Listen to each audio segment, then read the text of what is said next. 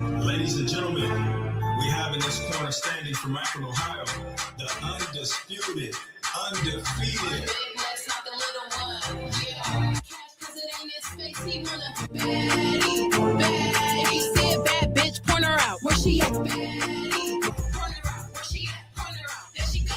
See a bad bitch, point her out. Where she at? Point her out. Where she at? Point her out. There she goes. Point her out. Where she at? Point her out. Point her out. Where she at? Point her out. There she goes.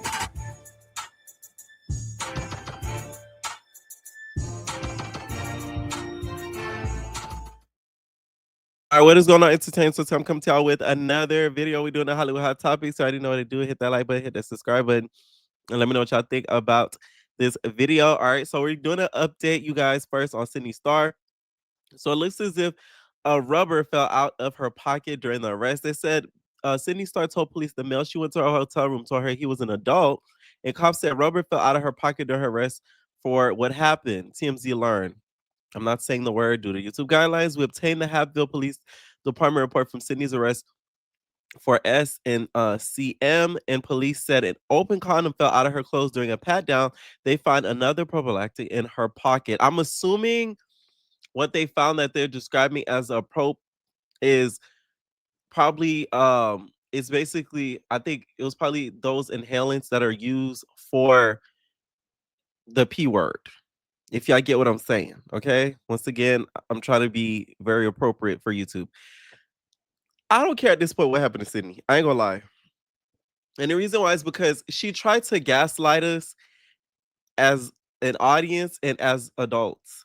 For you to try to make us think as if a 13-year-old appeared as an adult that appeared 18 or older is crazy. I don't care how much muscle they have from being an athlete. I don't care how grown and tall they are.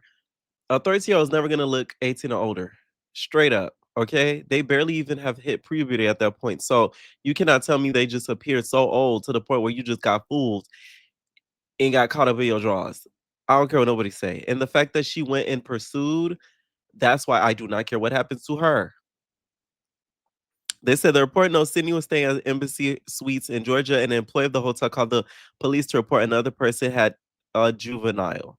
The report officer says they met with the kid and his parents at the hotel. The minor told cops that something happened with Sidney, who was transgender. The report said police spoke to Sidney, who told them a tall, slender black man in the lobby approached her. Sidney claimed the guy approached her and told her she was cute, which I don't believe. I do believe the child. I do believe that he pursued he did not pursue the child, did not pursue Sidney. I feel like she was the one that ended up pursuing him, especially with him being so young. I just don't see him going up to somebody that is that old, because y'all gotta understand, Sydney's damn near 40. I don't see somebody that old him approaching her. So that's why I think she really was the one that pursued him. I believe that story 100%. Just, you know what's crazy? The way Sidney has acted, her reputation really precedes her in this story. And this is why you really got to be careful what you be doing out here in the world, because now your reputation precedes you. Sidney has not ever been the person that we take serious. Sidney has never been the person that we have looked up to when it comes to any trans rights and or look up as a figure of trans people. Now, if this happened to somebody like T.S. Madison or somebody of like a higher figure, it would be harder to believe. But when it's somebody like a Sidney Starr, it's easier to believe because she's always been a little bit of a fool. They say she left the lobby and the boy went back to a room with her. The officers say they then detained Sidney, conducted a pat down, found the contraceptives. As TMZ reported, Sidney was arrested Sunday for S and CM. Cops said that the boy was under 16. Now, she is trying to request bond as of the 6th of August. She is trying to get out on bond due to the charges since then.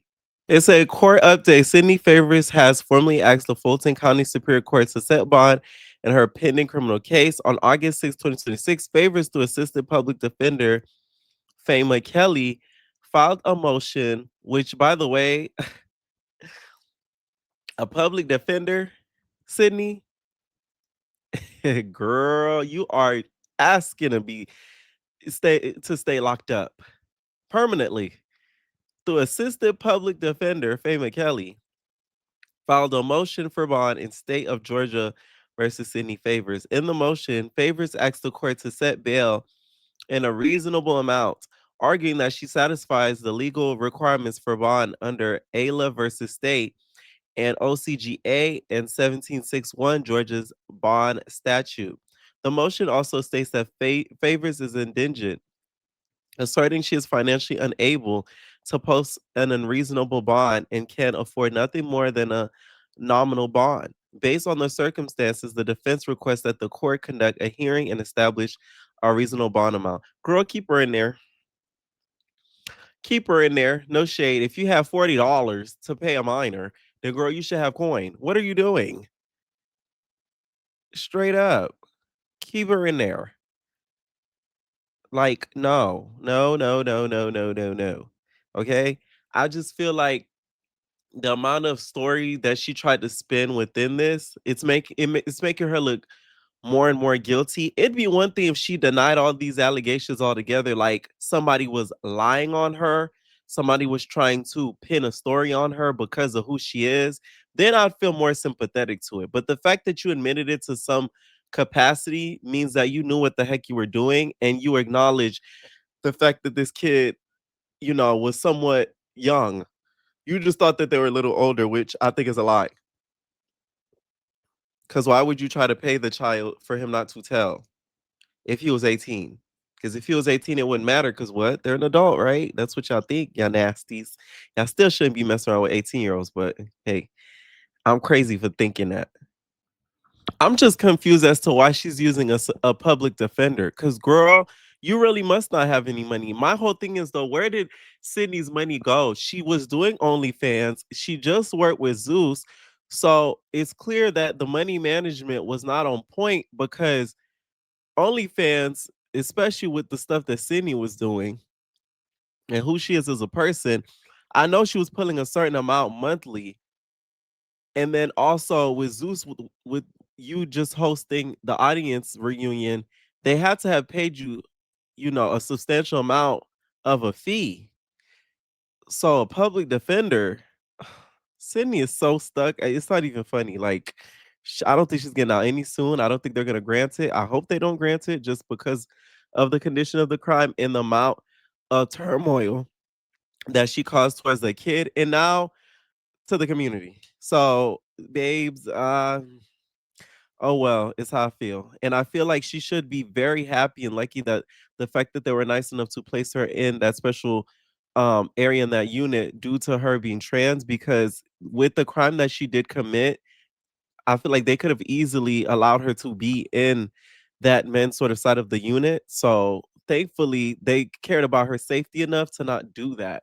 But I feel like had it been some other states, it may not have worked so much in her favor when it comes to that. Okay. Ho- if she does get an attorney, she may have somewhat of a standing chance, but now she's facing 25 years to life. If she does get the max, oh well. I'm sorry. It's just oh well. Now, speaking of children and everything, I want you guys to know that I did make a video about this Blueface situation. If you guys are not aware, Blueface is being sort of criticized online due to how he is acting with Nevaeh's son. So, because of the recent clips on their live that people have found a little bit suspicious. One in particular of where he is tickling the son. And the son, you can tell, is feeling very, very uncomfortable with how he is being like tickled. Nevaeh is just watching as this is being done. I will say, just from the clips that I saw, once again, I do a deep dive on it on Patreon. Blueface needs to be very careful. He needs to move very careful, especially with what just happened with this whole Sydney situation. This man has just now been released from being in jail, being in jail slash prison. So people are already looking at him a certain type of way. And also, the reason why I feel like the behavior that he has with the son to me is a little bit strange. He does not have that same behavior with Pinkface and or Javon, which is his biological younger son. So the fact that he acts the way that he does with Nevaeh's son, I do side eye it a little bit. And also, the reason why I say he needs to be extra careful is him and Nevaeh are not gonna last. I don't care what nobody says. We all know how Blueface moves. He changes the girls like he changes underwear. Once that baby is had, that apparently she went into birth as of today, they will not last. They will not be together. The last thing Blueface needs is for her to come out and allege that he did something to her son. Okay? That girl is a little bit smarter than Krishan. So I wouldn't put it past her that she would put something out there about Blueface if he gets to acting wrong and it gets to tripping and I want to be with her and I want to financially support her, et cetera, et cetera. She will then flip and say, "You did stuff to my son," because of the way that we see them act and interact on stream. And to me, Nevaeh bothers me because you, as a mother, you saw how uncomfortable he is to the point where he damn near started crying because he was tickling him. And it was a point of he started feeling uncomfortable. You did not step in and stop it soon enough. You kind of just sat there and watched. And furthermore, during their streams, the son, if you notice, mimics a lot of their behavior. So if they do something, he'll watch it, he'll mimic it. Why is he around during some of those streams to the point where he's starting to behave a certain way and nothing is being done about it? The whole situation I feel like could end up really, really bad. So Blueface needs to be very careful, especially like I said, after what happened with Sydney. Once again, if y'all not subscribed to the Patreon, please do. We can talk more explicitly on there, especially dealing with some of these subjects. With YouTube being a little bit more critical on some of the wording that we do say. Someone commented under the post and said, under the Patreon video post, and said, a child should not react the way to being tickled. He triggered something in that boy. Could be due to mistreatment and inappropriate touching. That is why he is yelling no nonstop. This is a fight or flight reaction. Alana said, I couldn't dare sit and listen to my child cry in distress. As a mother, this video is so cringy. And so, with the added factor, from what I know, he met this boy after jail. We don't know what Blueface experienced in there. He got worse in so many ways. Let's not hope this is one. Okay. And once again, I wouldn't look at it so like weird if he acted like that towards his son, but he doesn't. So that's why I'm kind of like, why you acting like that with him? That's why I'm like, Someone also commented, yes, P, I agree with you that this is weird AF and Nevaeh is doing a poor job of protecting her son. She thinks what Blueface is doing is love, but it's actually, sh- she treats her son so bad the way she scolds him and yell at him. It's sad. I feel as though if something happens between that little boy and Blueface, she will blame her son. And Blueface is that little boy. I don't care what nobody say. Blueface has exposed both of his son's parts publicly. That's sick. He even said when his turn son's 18, he wants to run a with him. Like what the hell? If y'all don't know, he went online on like it was like a live or something. He said when Javon turns 18, he wants to run like a group with him, basically. Which to me in itself is weird because why would you want to see your son's parts at that age? Like it's a respect thing. You're a grown ass man. That's gonna be a grown ass, well, an adult at that time. You shouldn't be wanting to see that. So yeah, once again, check out the Patreon, y'all. I've been dropping a lot of content over here. Okay, shout out to Patreon crew over there.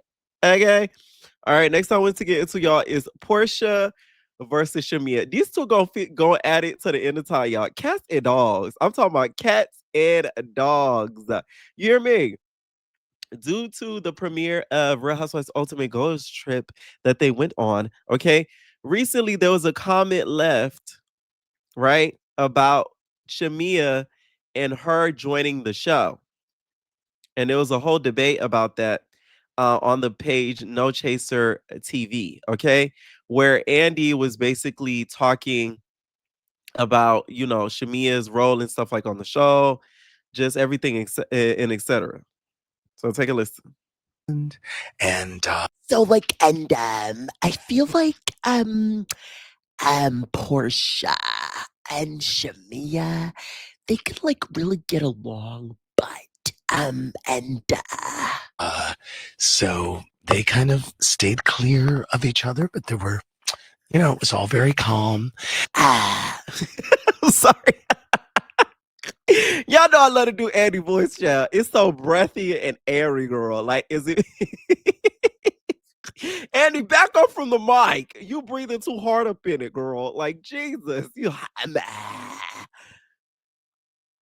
And it was funny. I was talking to Shamea and her husband, and there's been so much talk about uh, Porsha. The narrative has been that Porsha didn't want Shamea to come on as a housewife. But I was saying to Shamea and Gerald, I said, Shamea, something that's not been discussed much, which to me was always the big barrier of you joining the show, was that Gerald wanted nothing to do with it, and he didn't want you shooting at your house, Sterling Hall, and that was the case. Also, that was part of the real story about why Shamea was not a housewife sooner.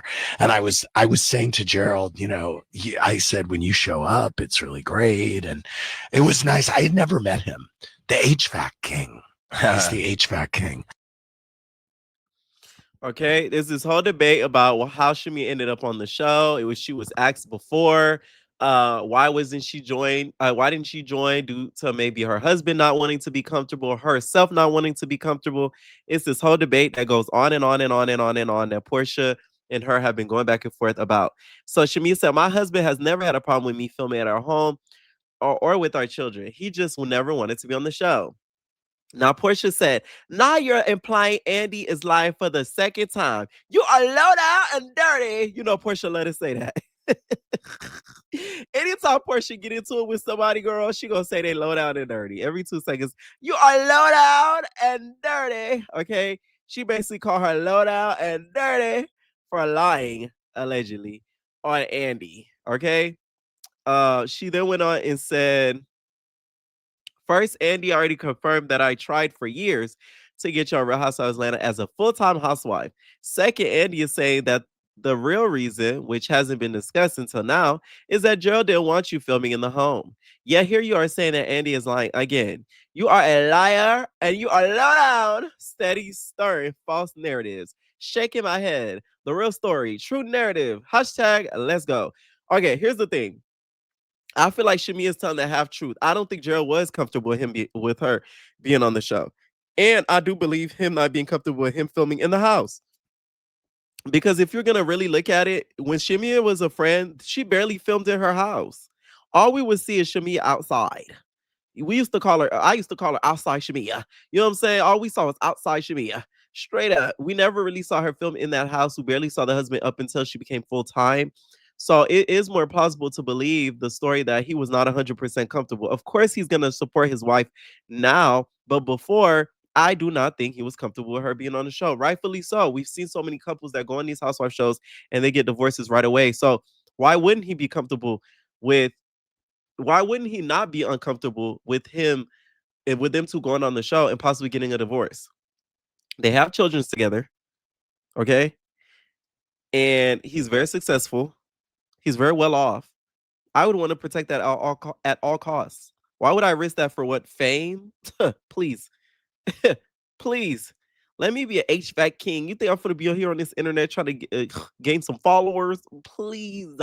Okay, some things are bigger than clout. Some things are bigger than fame. A peace of mind beats that tenfold. And I think that's where Shamia kind of loses the plot because you can tell she is trying to gain that fame. She's trying to gain that notoriety besides what she has already have had. And I think that is where a lot of people side eye her because why would you, as somebody who's very well off, just one in your marriage and two by yourself, want to join a franchise full time, which you had a part time position with rarely, barely any drama, except for a little bit here and there with Phaedra and Portia and everything. Put your whole life on the line just to be able to what get a peach and say that you are a full time housewife when you could have stayed a friend and still make close to that amount of money and not have to expose your life to all these savages. It does make us question who you are and your character. Okay, just saying. Now she did caption a post recent said the Moengi stepped out in New York last night to celebrate 20 years of Real House of Atlanta. Thanks Bravo for an incredible evening.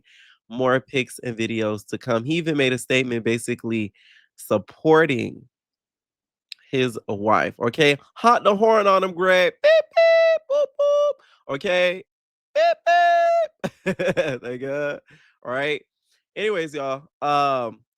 she also responded said, "No problem with me filming at our home and our children. He just never wanted to be on the show." All right. Speaking of housewives, I ain't gonna lie, Shamea's the real not Shamea. Brit is the reason why I don't want to ever do nothing to my teeth.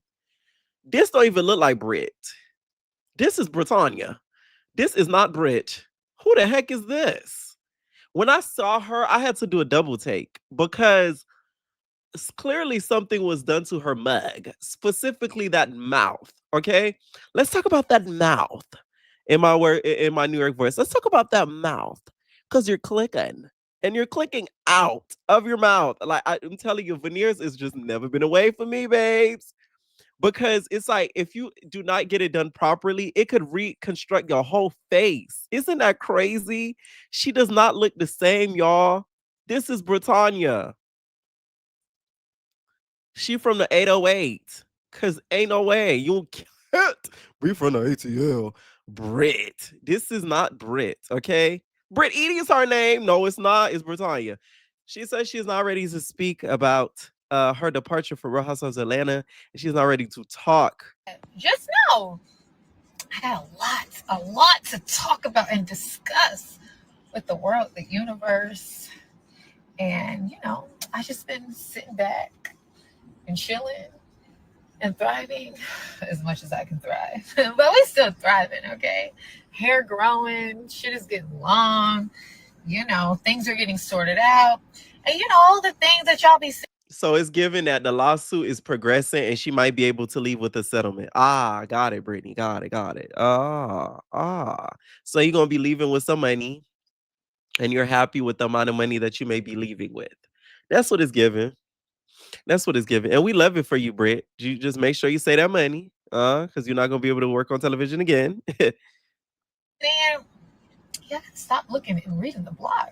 So I appreciate all you guys for checking in, checking on me, making sure I'm good. I'm good. A bitch is good. Okay. A bitch is always gonna be good, all right? Do you see me?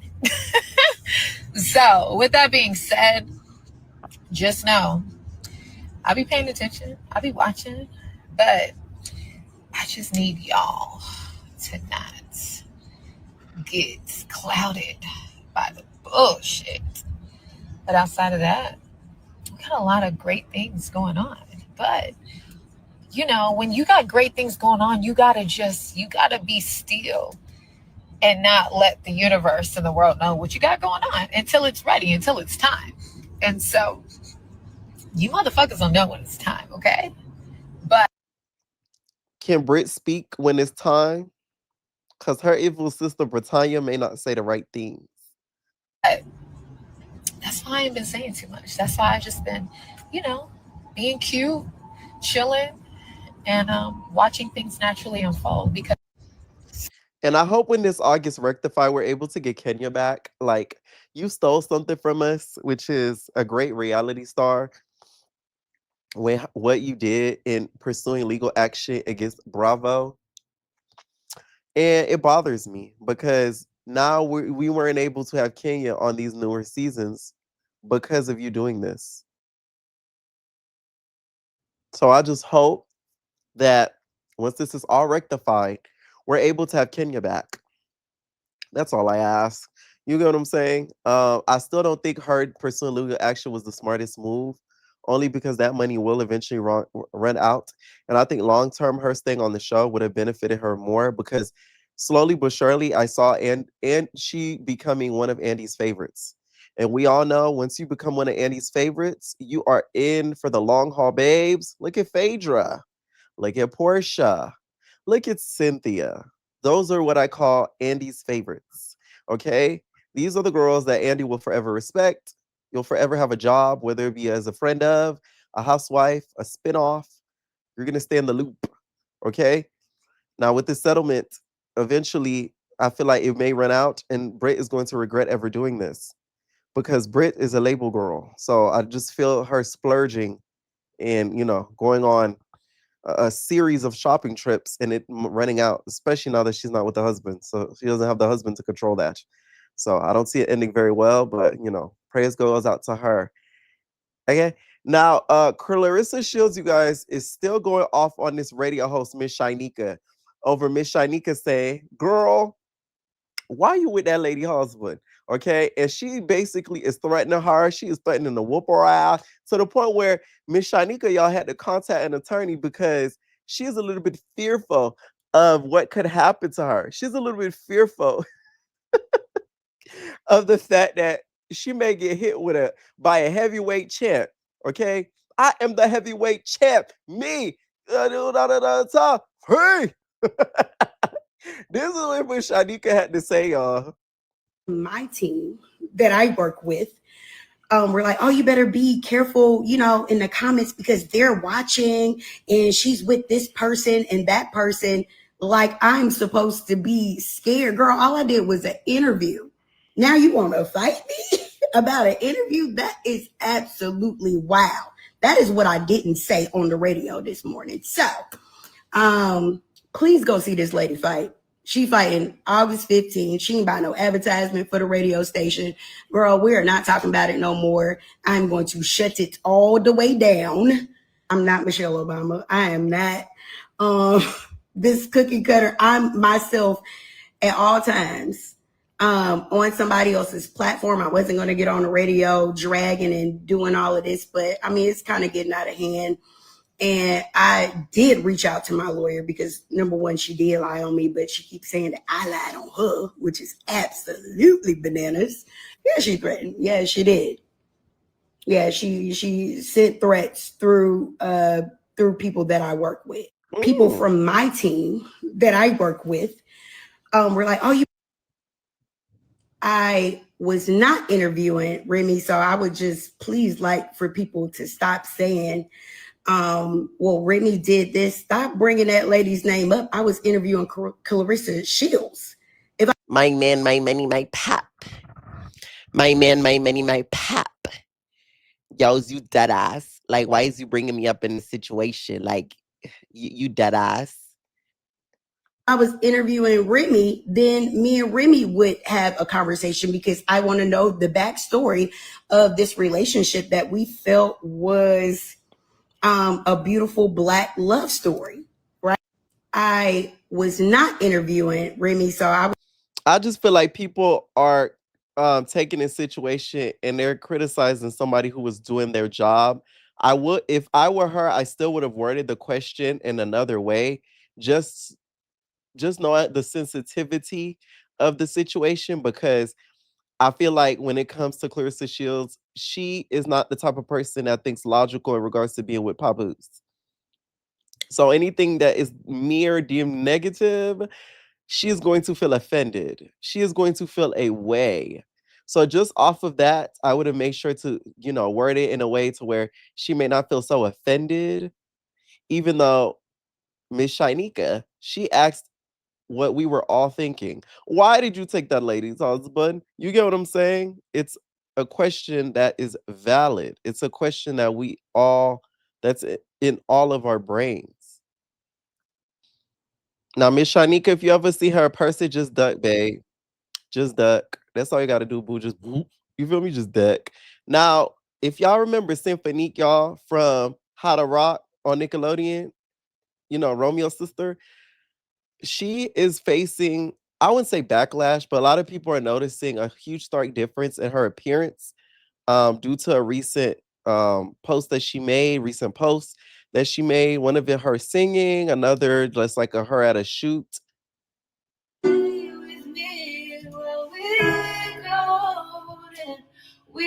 will live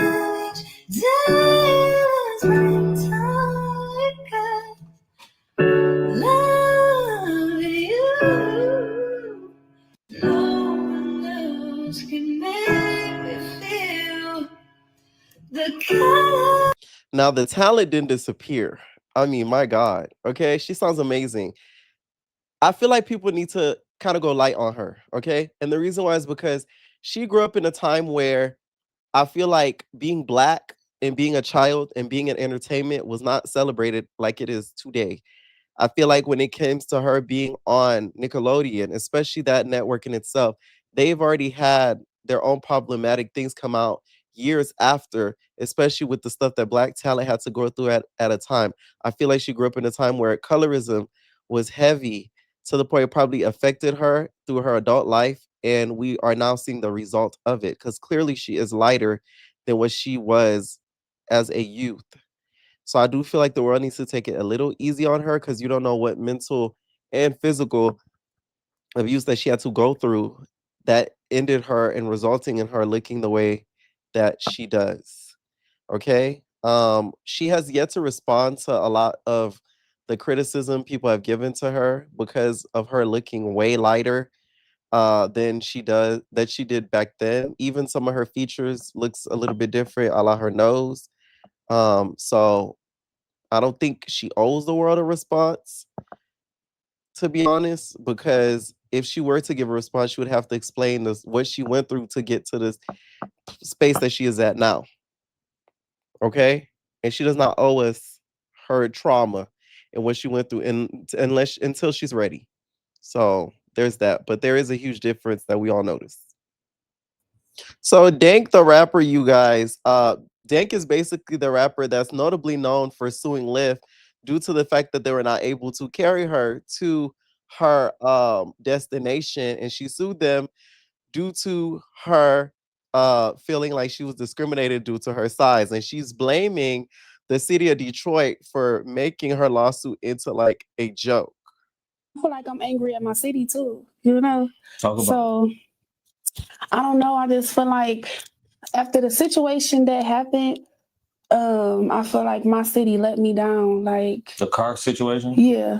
I feel like the city let me down, you know. They used that situation and made it a joke.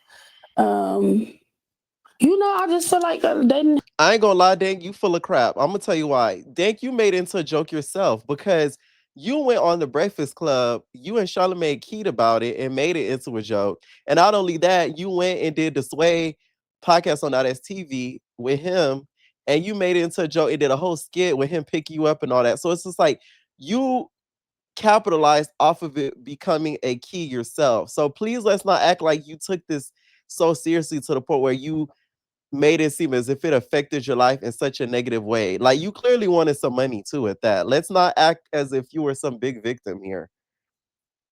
I ain't even try to be funny with saying big victim, but y'all know what I meant. Like that sounded so bad.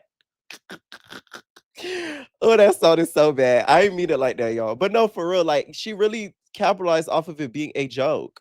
So to blame the city of Detroit for you suing them, for you suing Lyft and everything like that, like, no.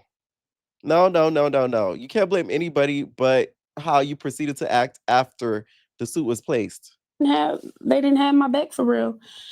I feel like that with a lot of the Detroit platforms now. I feel like they overlooked me, and I don't know why. You know, I just did a major song with a major artist, and usually when people do that, it'll be on this platform or such and such did this with Chris Brown or you know like or such and such that like y'all ain't doing that for me. I feel like I'm angry at my city too, you know. So I don't know. I feel like Dank has a bad problem of making herself um and revolving her image just solely about her weight versus her talent because she can rap, especially seeing her on Deb's House. Which by the way, if y'all haven't ever watched Deb's House, because some of y'all are not probably familiar with who she is, that show is so good. And it's kind of funny how it now has gotten clouded due to her and the Brad's beef. But the show is so freaking good. I don't think y'all understand because it displays talent, but it also has a little bit of drama in it as well. So if y'all haven't checked out Deb's House, please check out Deb's House so y'all could get familiar with who Dank is and also some of the other characters on the show. Because that Honey, man, the girls that know Honey, comment in the comments. Y'all know the vibes. I covered it on this channel, by the way. All right. Now, Cynthia threw a little bit of shade at Kelly after Kelly did an interview with Carlos King saying that she set the standard. Kelly is going to be here tonight, and I'm curious what your reaction was to her saying standard. Yeah, It's she set the coming. standard for fashion. But she joined the show just last season. Girl, they're making a big joke out of you, Kelly. Girl, when I tell you they turning Kelly into a whole clown, a girl clown, a man clown, it's not even funny. I set the standard. How dare you let Carlos King laugh in your face like that? I'm just saying, like, he had all rights to do so because that took a lot of nerve for you to say you set the standard when it come to fashions and events on the show, as if the show did not have like 15 other seasons before you even got there. What is that? What do you make of that? Listen, I love Kelly, and if Kelly feels like she's a standard, I'm gonna let her feel like she's a standard. But like in all, jokes aside, there's been so many women on the show who have brought their fashion to the show, and I have to, point out Marlo Hampton. For one, being someone who was always super serious about her fashions. Yeah. I mean, Marlo made us all step our game up. Yeah. However, all the ladies look good. Look at it. The way Marlo came and really, I remember, was one of the first people that was so strict about labels when she came, when they went to that Africa trip. For you, Kelly, to come out of your mouth and say that is crazy. Y'all remember when she took Nene to that, she took her to like a designer store, and then she took her to like her home at one point, and then she gave her like a Chanel bag. Nene was like, "Oh, I like that Chanel bag." She was like, "Guess what? It's yours. You get to keep the Chanel bag." And Nene's like, "Oh, I'll give you a Chanel bag in return or whatever. We'll swap." This was damn near a decade ago. Girl, please. You know what I'm saying? Like, uh, uh.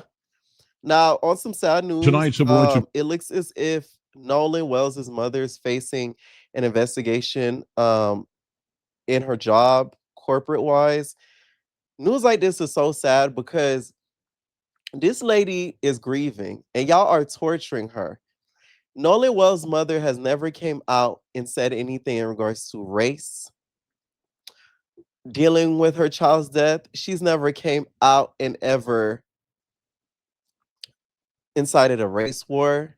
She's never came out and directly, in my opinion, blamed her son's friends. She just simply wants to know what happened to my son. And yet you still have these racist whites who are making her life a living hell just off of her being who she is. Y'all messing with this lady livelihood. She's not asking y'all for no money. She's not begging for y'all to help her financially. She is just wanting to work in peace. Shame on her job for even opening an investigation, knowing what the heck is going on and how she's being targeted. Just off of that in itself, y'all shouldn't even be doing an investigation over a freaking complaint. It's ridiculous. Attorney Ben Crump says an anonymous complaint against the mother of Nolan Wells was meant to silence her. Christine Wansley, the mother of Nolan Wells, says the professional misconduct case against her has been closed. The Mississippi Board of Nursing was investigating after an anonymous report. Wansley is a longtime Mississippi nurse. Crump argued the complaint was intimidation as she pushes for answers about her son's death. The state recently completed the autopsy on Wells' body. It will be turned over to the district attorney's office for a grand jury to review. Tonight, civil rights attorney Ben Crump says an anonymous complaint. It's just sad that she's going through all of this. Meanwhile, her son is gone. Like, I don't get what more y'all want from this lady. I don't know how mentally she's able to like not crash out, because I would have been crashed out. I ain't gonna lie. Like, this lady has literally the patience of a saint to still not lose the mental peace that she has probably slowly but surely losing with the way that she's being treated in the media and now her livelihood. It just, to me, does not make sense at all. At all. And I saw a video recently where somebody posted what they think happened to Nolan Wells. And to me, this makes a lot of sense just because of the autopsy situation and how everything was being conducted with the missing throat and the lungs and everything. If you guys look at this picture right here,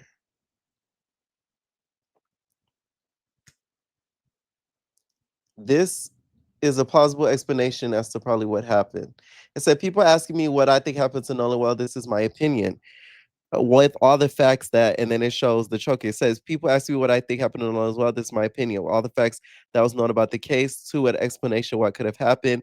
It would be consistent with the red markings on the back of the head. It would it would also be consistent with why the first medical examiner did not send the throat. There has to be something that's not right. They're going to the grand jury. This must have something to present. Okay. And to me, something like this does make sense because a lot of younger and youth end up fighting like this, especially boys, especially young boys. They do end up fighting like this. They choke each other out, and it probably went to the point where he was not able to breathe and ended up passing away. So I could see something like this happening. I know this is like a conspiracy, but right now, I feel like feet are being dragged into getting justice for him. And I feel like a lot of people are starting to give up on this case, especially black content creators, because they feel as if evidence is either being pushed down or creators are being targeted. People are being targeted by even just speaking out about it. So people are giving up. But I don't feel as if we should give up on a case like this, because if we give up on a case like Nolan Wells, this will happen time and time again in other states. And more people will get away with crimes like this. Okay. Anyways, let me know what y'all think down below about this video. More videos to come. Subscribe to the Patreon for exclusive content. And we out, babies.